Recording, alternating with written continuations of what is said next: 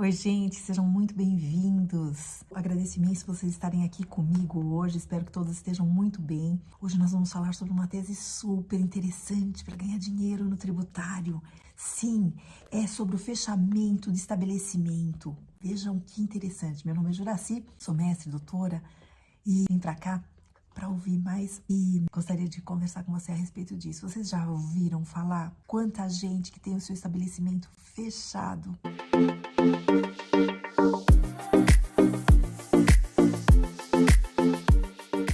Olha só que interessante, gente. O ganha-pão do empresário é seu estabelecimento.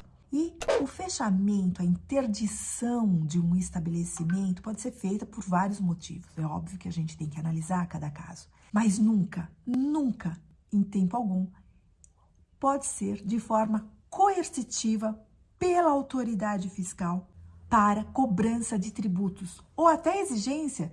Tem a obrigação principal, que é o valor que se paga pelo tributo, o valor em dinheiro que se leva aos cofres públicos e também as obrigações acessórias. Nem por um motivo, nem por outro, nenhum contribuinte pode ter o seu estabelecimento fechado ou interditado em razão de estar em obrigações com o fisco. Então, gente, olha só que interessante. Nem mesmo a apreensão de mercadorias pode ser feita nesse sentido, ok? Eu acompanhei vários casos e isso tudo é irregular. Então, vejamos. É ilícito a autoridade proibir o contribuinte em débito tributário, um débito fiscal, e, inclusive, existem, o nome é antigo, mas existe ainda as estampilhas, né?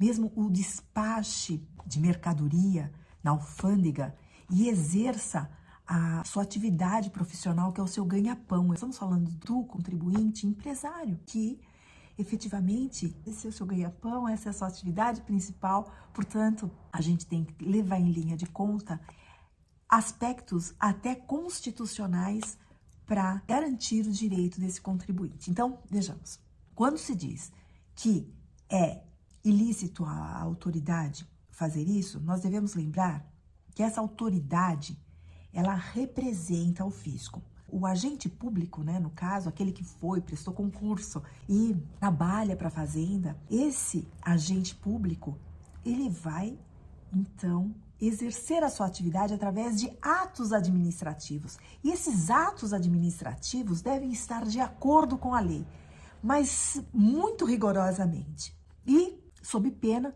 desse ato ser nulo ou anulável. É aí que entra o nosso papel. E a gente entra para defender o contribuinte. Então, vejamos. Sendo o procedimento nulo, não há que se manter o estabelecimento fechado. E nós temos lá na Constituição Federal, no artigo 5º, 55, que todos são iguais perante a lei, sem distinção de qualquer natureza, garantindo-se aos brasileiros e aos estrangeiros residentes no país a inviolabilidade do direito à vida, à liberdade, à igualdade, à segurança, à propriedade, nos termos seguintes. Inciso 55, vejamos. Os litigantes em processo judicial ou administrativo e aos acusados, em geral, são assegurados o contraditório e a ampla defesa com os meios de recursos a ela inerentes. Então, nós temos que garantir a esse contribuinte o princípio do processo legal que está aí expresso nesse artigo da Constituição Federal para garantir o direito do contribuinte.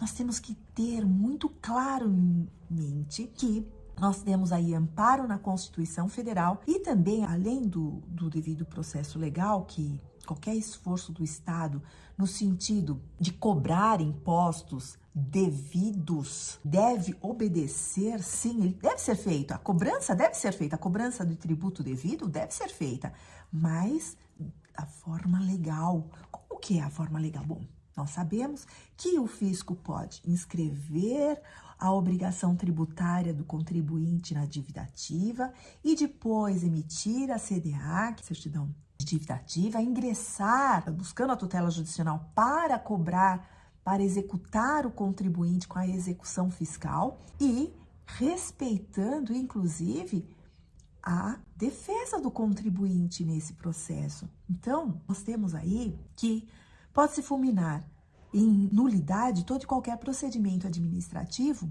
em que a parte teve cerceada o seu direito de defesa. Isso é muito importante nós termos em mente. E não para por aí, nós temos que o exercício da atividade comercial e livre iniciativa é garantida também na Constituição Federal, lá no seu artigo 170, em especial no parágrafo 1º. Vejamos. A ordem econômica fundada na valorização do trabalho humano e na livre iniciativa tem por fim assegurar a todos a existência digna, conforme os ditames da justiça social, observados os princípios que é assegurado a todos o livre exercício de qualquer atividade econômica, independente de autorização de órgãos públicos, salvo nos casos previstos em lei. Lá no artigo 5º, inciso 13º, nós temos também livre o exercício de qualquer trabalho, ofício ou profissão, atendidas as qualificações profissionais que a lei estabelecer. A apreensão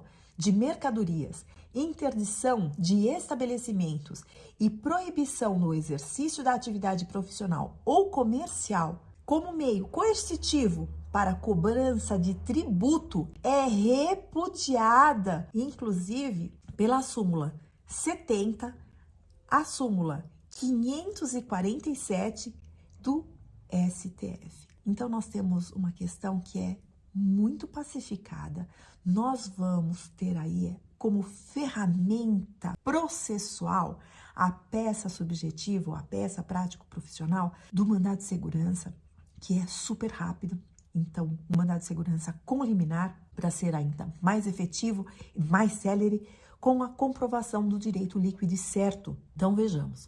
Nós temos lá na Lei 12.016 de 2009, no artigo 7º, a prerrogativa, então, que ao despachar a inicial, então, o juiz, ele poderá ordenar e ordenará que se notifique o coator, no caso, o fisco, na figura daquele ato coator que foi feito pelo agente público, então, notifique-se o coator do conteúdo da petição inicial, enviando-lhe a segunda via apresentada com cópias e documentos, a fim de que, em prazo de 10 dias, preste informações e, se quiser, faça a sua defesa. Então, vejamos, é um tipo de ato muito eficiente, é o tipo de ferramenta muito ágil. E lá nós temos também que se suspenda o ato de imediato, gente, que deu motivo ao pedido quando houver fundamento relevante do ato impugnado e se puder, então, resultar a ineficiência da medida, caso seja finalmente deferida, sendo facultado exigir ao impetrante caução, fiança ou depósito com o objetivo de assegurar o ressarcimento à pessoa jurídica. Então, nós temos também no ADIM 4.296 do Supremo Tribunal Federal, que também corrobora com essa tese. Portanto, nós vemos que aí é uma tese muito pacificada, muito tranquila, e assim nós vamos poder ajudar muitos empresários, muitos contribuintes a ter novamente a sua atividade para continuar aí a ganhar dinheiro.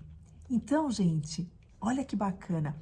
Curta aqui no YouTube, siga-nos, se inscreva, compartilhe. Vamos fazer aqui um movimento para defender os contribuintes e ganhar dinheiro com o tributário. Então, bem, até mais.